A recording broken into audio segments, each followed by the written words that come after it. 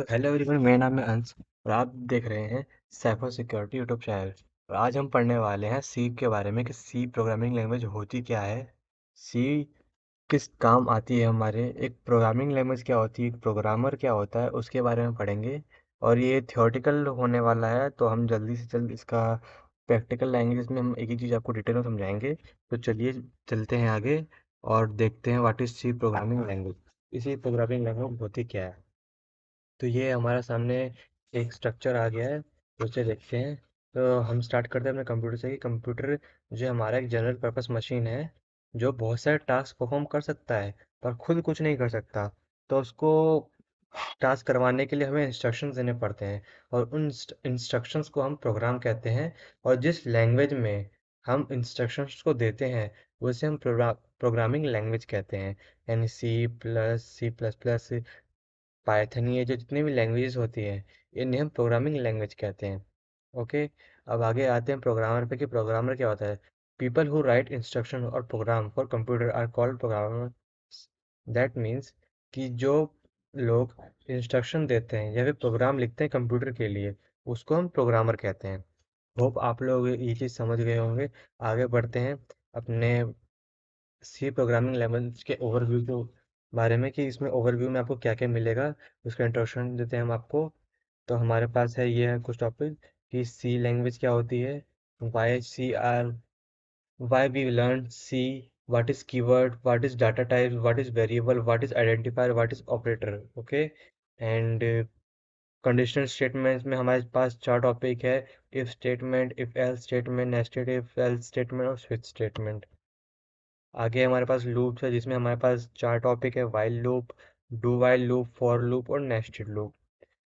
और हमारे पास और भी हैं जैसे कि जंपिंग स्टेटमेंट क्या होती है, एरेज क्या होते हैं, what is string, what is pointer, what is function. तो इनके बारे में आज हम पढ़ने जा रहे हैं। तो चलिए शुरू करते हैं। व्हाट इज सी लैंग्वेज, कि सी लैंग्वेज होती क्या है। C is a general purpose programming language created by Dennis Ritchie at AT and T Bell laboratory in the year 1972 in USA. जो सी है एक जनरल पर्पस प्रोग्रामिंग लैंग्वेज है जिसे Dennis Ritchie ने बनाया था AT and T Bell laboratories में सन 1972 में यूएसए में। ठीक है। It is very popular language despite being old. इसका मतलब ये है कि ये जो लैंग्वेज है पुरानी होने के बाद भी बहुत ज़्यादा पॉपुलर है। ठीक है। आगे पढ़ते हैं। C is strongly associate with Unix as it was developed to write Unix operating system. जो सी लैंग्वेज है उसको बनाने का मेन कारण हमारा ये था कि जो डेनिस रिची थे वो एक यूनिक्स नाम का ऑपरेटिंग सिस्टम बनाना चाहते थे। तो उन्होंने सी का आविष्कार किया और उसके ऊपर ही पूरे हमारे यूनिक्स ऑपरेटिंग सिस्टम को लिखा है, मतलब उसको इन्वेंट किया। ठीक है। आगे चलते हैं, हम पढ़ते हैं सी के सिंटैक्स क्योंकि उसको हम लिखते कैसे हैं। ठीक है। तो हमारे पास है hash include studio dot H. तो ये हैश है क्या, जो हैश है हम उसे प्री प्रोसेसर डायरेक्टरी कहते हैं।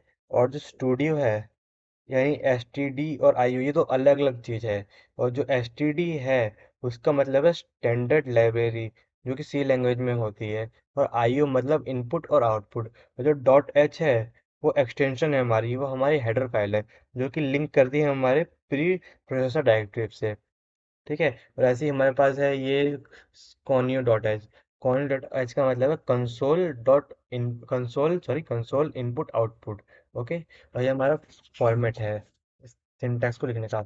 वॉइड मेन, वॉइड मेन का मतलब ये है कि जो वॉइड है वो कोई भी वैल्यू रिटर्न में नहीं देगा। ठीक है। और आगे देखते हैं हम इसके चीज़ें हम कैसे प्रिंट करवाते हैं। ठीक है। तो प्रिंट टैब जिसमें हम अपनी चीज़ें लिखते हैं आउटपुट के लिए, और स्कैनर जिससे हम इनपुट लेते हैं। इसका भी हम प्रैक्टिकल देखेंगे हमारे आने वाले वीडियो में। आगे चलते हैं कि why we learn C language, हमें सी लैंग्वेज क्यों सीखनी चाहिए। तो C language is known as mother of all language. C is the base of start our coding career. When we start learn coding, we learn thinking, and coding may help to develop problem solving skills. C is highly demanded language in market. C language is easy to learn and fast execute language। ठीक है। तो C जो है सभी language की mother मानी जाती है, कि सभी लैंग्वेज की शुरुआत C लैंग्वेज से हुई थी, ऐसा कहते हैं। ठीक है। और ये जो हमारे कोडिंग करियर है उसका बेस है, उसकी शुरुआत हम इसी से करते हैं, सी लैंग्वेज से ही करते हैं, ठीक है। और जब हम कोडिंग करना स्टार्ट करते हैं तो हम सोचना सीखते हैं।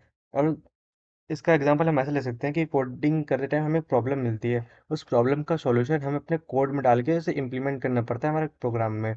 तो इस तरह से हम नई नई चीज़ें तरीके की नई नई चीज़ें सोचना स्टार्ट करते हैं, जिससे हमारी प्रॉब्लम सॉल्विंग स्किल भी अच्छी होती है काफ़ी ज़्यादा, ठीक है। और सी एक हाईली डिमांडेड लैंग्वेज है मार्केट में, जिसकी बहुत ज़्यादा डिमांड है आज के टाइम में। और सी ईजी टू लर्न है, इसको हम आसानी से सीख सकते हैं। और सबसे बड़ी बात कि फास्ट एग्जीक्यूटिंग लैंग्वेज है ये, इसको एग्जीक्यूट करने में हमें ज़्यादा टाइम नहीं लगता, ठीक है। आगे चलते हैं हम, देखते हैं व्हाट इज कीवर्ड, कि कीवर्ड क्या होते हैं। Keyword is a reserve word was meaning already defined in the computer. Keyword जो है एक रिजर्व वर्ड है जिसकी मीनिंग हमारे कंप्यूटर में ऑलरेडी डिफाइन है। C language have 32 keyword.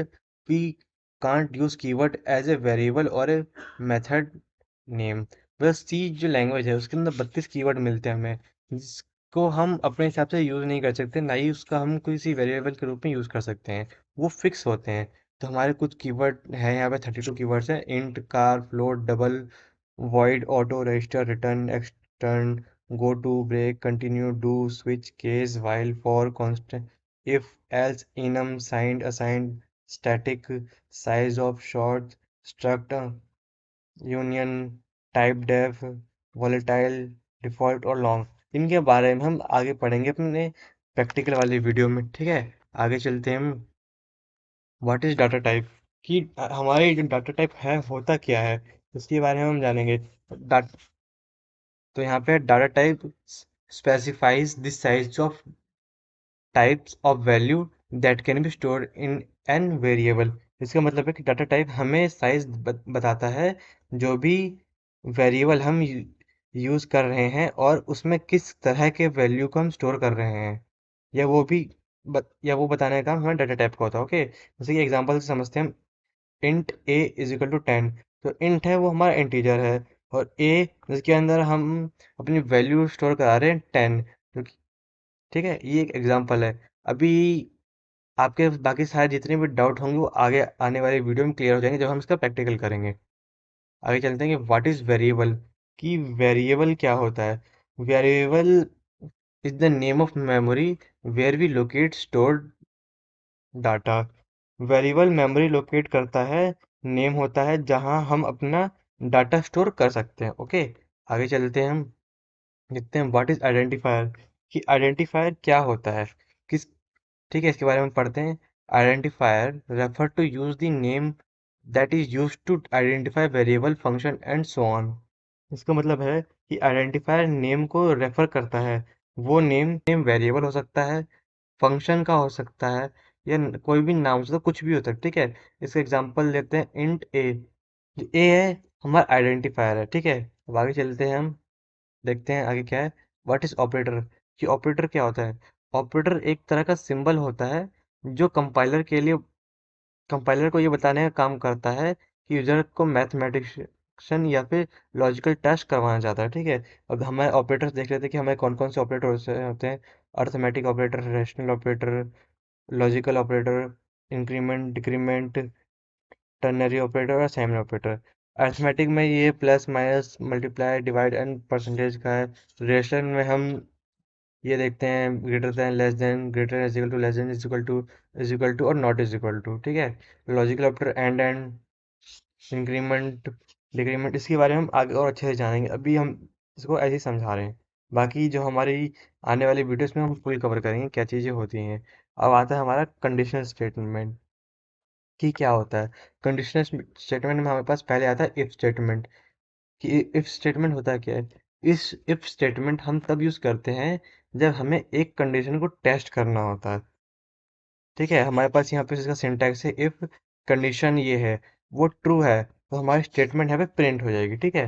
आगे चलते हैं हम, इफ एल्स स्टेटमेंट पे आते हैं, कि इफ एल्स स्टेटमेंट होता क्या है। It is use to execute two statement, either if statement और एल्स स्टेटमेंट, ठीक है। इसका मतलब यह है कि इफ एल्स दो स्टेटमेंट को एग्जीक्यूट कराता है, या तो इफ स्टेटमेंट या एल्स स्टेटमेंट, वो भी एक कंडीशन के लिए। इफ कंडीशन एक कंडीशन से होता है जिसमें हम स्टेटमेंट को एग्जीक्यूट करवाते हैं। ठीक है। अब इसका सिंटैक्स ये है कि हमारे पास इफ है तो उसमें कंडीशन ये है, इफ के अंदर हमें कंडीशन दे दी और वो कंडीशन ट्रू है तो हम सीधा हमारी ये वाली स्टेटमेंट प्रिंट हो जाएगी, नहीं तो एल्स में हमारी कंडीशन जो है, अगर फर्स्ट इफ वाली कंडीशन फॉल्स आ रही तो हमारी एल्स वाली कंडीशन प्रिंट हो जाएगी। तो अब देखते हैं नेस्टेड इफ एल्स के बारे में कि होता क्या है। अगर हम कोई भी इफ एल्स का ब्लॉक किसी दूसरे इफ एल्स के ब्लॉक के अंदर लिखते हैं तो वही नेस्टेड इफ एल्स के कहलाता है। जैसे कि एग्जांपल से सिंटैक्स से समझते हैं हम। इफ कंडीशन वन ट्रू है तो कंडीशन टू में हम एंटर करेंगे, तब स्टेटमेंट वन एग्जीक्यूट होगा हमारा। अब मान लो कंडीशन टू फॉल्स हुआ तो स्टेटमेंट टू में आएंगे एल्स में, और अगर वन फॉल्स हुआ तो सबसे नीचे आएंगे ये सब जो भी कुछ है। इसके बारे में हम अच्छे से पढ़ेंगे जब हमारी प्रैक्टिकल वाली वीडियो आएगी। ठीक है। आगे बढ़ते हैं अपने स्विच स्टेटमेंट के ऊपर कि स्विच स्टेटमेंट होता क्या है। अगर हमें मल्टीपल केस में से कोई एक केस चाहिए तब हम स्विच का यूज़ करेंगे। ठीक है। अब इसका सिंटैक्स से समझते हैं हम। जैसे कि स्विच है हमारे पास और एक्सप्रेशन वन है हमारा। ठीक है। तो केस वन का स्टेटमेंट प्रिंट होगा, देन ब्रेक, और ब्रेक की हेल्प से हम बाहर आ जाएंगे स्विच के। ऐसे ही अगर एक्सप्रेशन टू है और केस टू से स्टेटमेंट मैच हो रहा है तो केस वन प्रिंट नहीं होगा, केस टू होगा, फिर ब्रेक लगेगा और हम स्विच से बाहर आ जाएंगे। और अब डिफ़ॉल्ट की बात करते हैं। मान लो हमारे पास एक्सप्रेशन 10 है और वो किसी भी केस से मैच नहीं हो रहा, ना केस वन से ना केस टू से, तो हमारा डिफ़ॉल्ट वर्क करेगा वहाँ पे। इन दोनों में से कोई वर्क नहीं करेगा और डिफ़ॉल्ट वर्क में वहाँ पे जो स्टेटमेंट लिखी होगी वो प्रिंट होगी, देन ब्रेक लगेगा और हम बाहर आ जाएंगे। आगे चलते हैं हम देखते हैं लूप्स के बारे में कि लूप्स क्या होता है। लूप ब्लॉक ऑफ कंडीशन को रिपीट करता है जब तक हमारी कंडीशन ट्रू है। ठीक है। अब आगे बढ़ते हैं हम और देखते हैं वाइल लूप के बारे में कि वाइल लूप क्या है। While loop entry control loop है। ये लूप में एंट्री करने से पहले कंडीशन को चेक करता है, जिसका सिंटैक्स हमारे पास while condition is true then statement will execute. मतलब हमारा जो कंडीशन है वो अगर सही है तो हमारी स्टेटमेंट एग्जीक्यूट होगी। ठीक है। और ये तब तक रिपीट होगा जब तक हमारी स्टेटमेंट ट्रू है। आगे चलते हैं डू वाइल लूप की ओर कि डू वाइल लूप होता क्या है। डू वाइल लूप एक एग्जिट कंट्रोल लूप है। ये पहले स्टेटमेंट एग्जीक्यूट करता है, देन कंडीशन चेक करता है। जैसे कि हम यहाँ पे सिंटैक्स से समझते हैं। डू लिखा, फिर स्टेटमेंट लिखा, तो पहले हमारी स्टेटमेंट चेक होगी, फिर हमारी कंडीशन होगी। और जब अभी हम डू व्हाइल लूप यूज करते हैं तो हमारी कंडीशन फॉल्स ही क्यों ना हो, एक बार हमारी पूरी आउटपुट सामने आएगी, क्योंकि पहले हमारी स्टेटमेंट को चेक करता है। आगे चलते हैं हम अपने फॉर लूप के ऊपर कि फॉर लूप क्या होता है। फॉर लूप भी एक एंट्री कंट्रोल लूप है, पर डू व्हाइल और व्हाइल के मुकाबले फॉर लूप को अच्छा माना जाता है, क्योंकि फॉर लूप में इनिशियलाइजेशन, कंडीशन, इंक्रीमेंट या डिक्रीमेंट ये हम एक ही लाइन में कर देते हैं, इसलिए इसको अच्छा माना जाता है और हमारे सारे काम इजीली हो जाते हैं फॉर लूप के जरिए। आगे हम देखते हैं नेस्टेड लूप के बारे में कि नेस्टेड लूप क्या होता है। ए loop which contain inside another loop called nested loop. यानी अगर कोई लूप अपने अंदर किसी दूसरे लूप को भी कंटेन कर रहा है तो उसे हम नेस्टेड लूप कहेंगे। इसमें दोनों के कंडीशन जब ट्रू रहेगा तभी स्टेटमेंट हमारा प्रिंट होगा। जैसे कि हमारा फॉर है, यहाँ पे इनिशियलाइजेशन, कंडीशन, इंक्रीमेंट, डिक्रीमेंट है, और उसके अंदर एक और हमने फॉर लगाया जिसमें इनिशियलाइजेशन, कंडीशन, इंक्रीमेंट, डिक्रीमेंट है। अगर ये दोनों ट्रू है तो हमारी स्टेटमेंट प्रिंट हो जाएगी। ठीक है। अब आगे बढ़ते हैं जंपिंग स्टेटमेंट की ओर कि जंपिंग स्टेटमेंट होती क्या है। उसमें हमारे पास जंपिंग स्टेटमेंट मिलता है हमारे पास break, continue, exit, go to और रिटर्न। इनका काम क्या है। जैसे ब्रेक्स है हमारे पास, तो ब्रेक टर्मिनेट करता है हमें किसी भी लूप से और एग्जिट करवाता है हमें किसी भी एक पर्टिकुलर ब्लॉक से। ठीक है। अब कंटिन्यू है तो कंटिन्यू हमें हेल्प करता है स्किप करने में। एग्जिट जो है हमें पूरे प्रोग्राम से एग्जिट करवा देता है। और गो टू को हम एक लूप की तरह यूज कर सकते हैं कंडीशन लगा के। और आता है रिटर्न। रिटर्न क्या है। Return help to return the value by calling function. Return हमें हेल्प करता है किसी भी वैल्यू को रिटर्न लाने में फंक्शन के जरिए। आगे पढ़ते हैं एरे कि एरे क्या होता है। की वैल्यू के कलेक्शन को हम एरे बोलते हैं, जो एक तरह के वैल्यू को फिगर करता है और अपने अंदर स्टोर करता है, और ये मेमोरी लोकेशन कराने का भी काम करता है। ठीक है। और अब एरे भी दो तरह के होते हैं हमारे पास, 1D array and 2D array. Array की हेल्प से हम एक बार में बहुत सारी वैल्यू को स्टोर करवा सकते हैं। जैसे कि हम एग्जांपल से देखते हैं, डाटा टाइप है हमारे पास एरे नेम का, और यहाँ पे डिफाइन कर रखा है हमने साइज से। तो उसका एग्जांपल है INT इंटीजर ए, और हम ए के अंदर इसको 5 में लिखते हैं, ब्रैकेट के अंदर 5 में लिखते हैं। हम एरे को लिखने का सिंटैक्स ऐसे यूज करते हैं, INT ए देन ब्रैकेट 5। इसमें हम एक बार में ही सबको स्टोर करा सकते हैं वैल्यू को। इससे हमें प्रॉब्लम कम होती है और एक बार में हमारा काम हो जाता है। अब देखते हैं व्हाट इज स्ट्रिंग। स्ट्रिंग क्या होता है हमारा? स्ट्रिंग जो है, कैरेक्टर के सीक्वेंस है, जो हमेशा एंड में होता है और के नल पे आके खत्म होता है। जो भी वैल्यू डबल कोड के अंदर है, उसे हम स्ट्रिंग कहेंगे। जैसे कि हमारे पास यहाँ पे एग्जांपल है CH4 एंड A10 और इज इक्वल टू एनीथिंग। तो ये कुछ भी है, जो भी डबल कोड के अंदर है, उसे हम स्ट्रिंग्स कहेंगे। आगे चलते हैं हम, व्हाट इज पॉइंटर्स, कि पॉइंटर्स क्या होते हैं। तो पॉइंटर एक वेरिएबल है, और ये एक वेरिएबल होते हुए भी दूसरे वेरिएबल को एड्रेस होल्ड करता है, उसे हम पॉइंटर कहते हैं। और यहाँ पे आगे हमारे पास एड्रेस बार है हमारा, एम्परसेंड का साइन है। तो एक एड्रेस ऑपरेटर है, जो किसी भी चीज़ का हमें एड्रेस ऑपरेट करवाता है, और नीचे है दूसरा ऑपरेटर हमारा, जो वैल्यू एड्रेस ऑपरेटर है, जो हमें किसी भी वैल्यू का एड्रेस ऑपरेट कराता है। ओके। होप आपको समझ में आया होगा ये सारी चीज़ें। बाकी हम अगली वीडियो में कवर करेंगे विथ प्रैक्टिकल। जब तक के लिए बाय बाय।